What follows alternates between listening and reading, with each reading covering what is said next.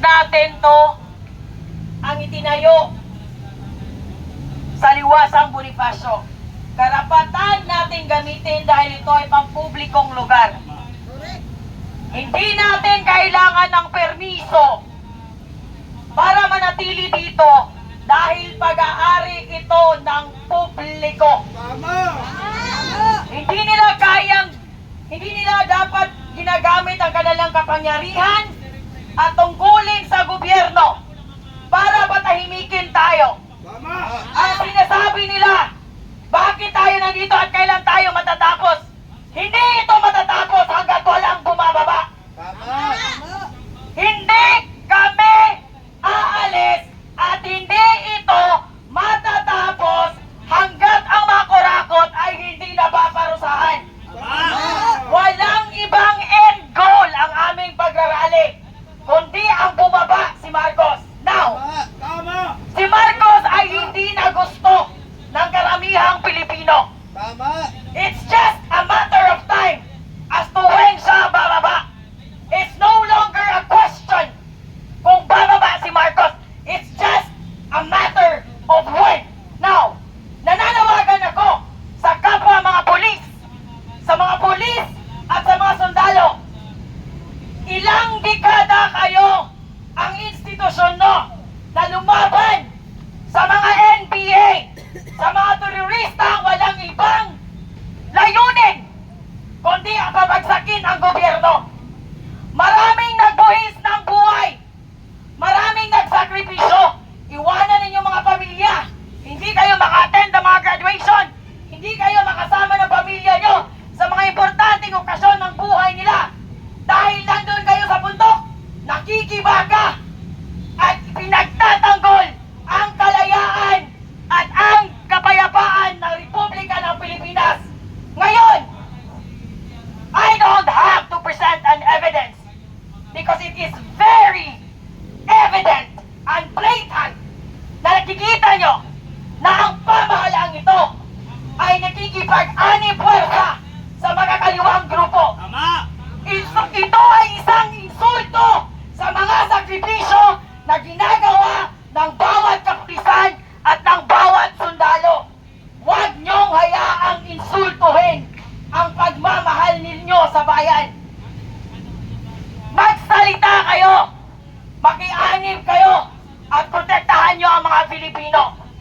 Dahil kapag ang pamahalaan, ang isang panggogobyerno, ay hindi na nagpoprotekta sa mga tao at sa halip ay nakikipag-anib sa mga kaliwang grupo, it's time for you to rethink your decision and your loyalty to that person who is a weak shit running this country like a circus. Wala ay hindi po natin kailangan mag-gather ng permit sapagkat kaya nga Freedom Park, kalayaan natin na magpahayag ng ating opinyon at salubin laban sa gobyerno. Kung ang mga politiko ay pwedeng magnakaw na walang lisensya, tayo'y pwede din mag-rally ng walang lisensya. Kung sila'y may ghost project, tayo'y may ghost permit. Basta tandaan po natin, ang ginagawa natin ay kapayapaan lamang. Wala tayong nais ng kaguluhan, kapayapaan ang ating kahilingan. So ngayon, magdarasal na po tayo. Okay, let's pray. Bigay po natin ating presensya sa Panginoon. Panginoon, maraming salamat po sa hapong itong ipinagkaloob mo sa bawat isang naririto upang harapin ang tunay na problema ng aming lipunan, Panginoon. Alam ko, Panginoon, sa oras na ito, ikaw ay nasa kalagitnaan ng bawat isa. Himukin mo ang puso at damdamin ng bawat Pilipinong nakakaranas ng hirap at sakit, Panginoon. Ikaw nawa ang masunod sa lahat ng desisyon, Panginoon. Panginoon, alam kong ikaw ang tunay na hari at kataas-taasan. Wala kaming magagawa kung hindi mo kami paintulutan. Panginoon, sundin mo ang kalooban at tinig ng mga ordinaryong Pilipino. Pakinggan mo, Panginoon, at ipasok mo sa aming mga buhay ang iyong mga desisyon Alam namin na ikaw ang aming hari, Panginoon, at ikaw ang masusunod sa lahat naming galaw.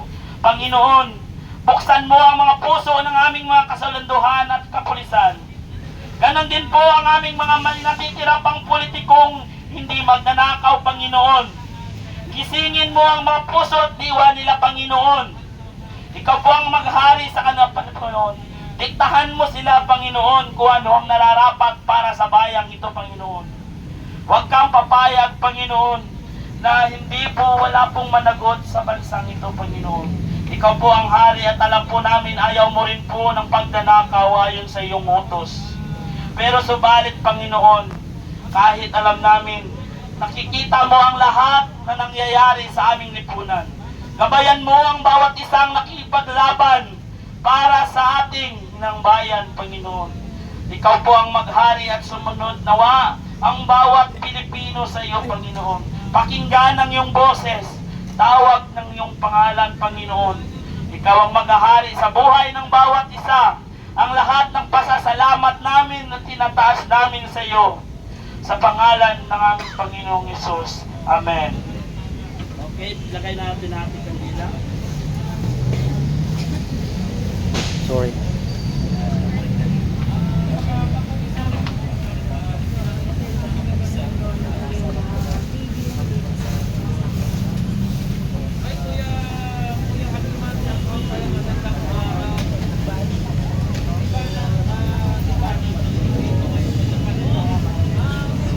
I-break ko lang yung fake information na tayo ay pinapaalis dito. Wala pong katotohanan according po sa mga pulis. Oo, wala. Ako talaga yung nakaharap na pinaalis. Si Kevin Mitra na ako. Sinong pulis na nagsabi? Ako yun. Sa susunod, picturean mo, videohan mo. Sabi ng mga pulis, kung pinapaalis namin kayo, matagal na. Walang information. Kasi Kami lahat may dalawang people ng police station. Kami lahat dito pinatisa. Ngayon ang tanong. Kaya nga, ginanong ni ano. Ako talaga yung Hindi. Besh! Okay, kung ano pa man yan, hindi na natin kailangan magtalo sapagkat isa lamang po ang ating paninindigan. Itong Freedom Park ay boses ng mga Pilipino at para sa bayan.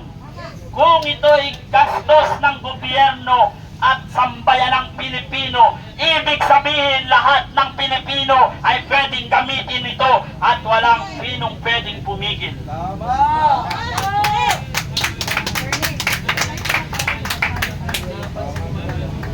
So, hindi naman daw pala tayo pinapaalis. Ewan kung saan natin narin yung fake news.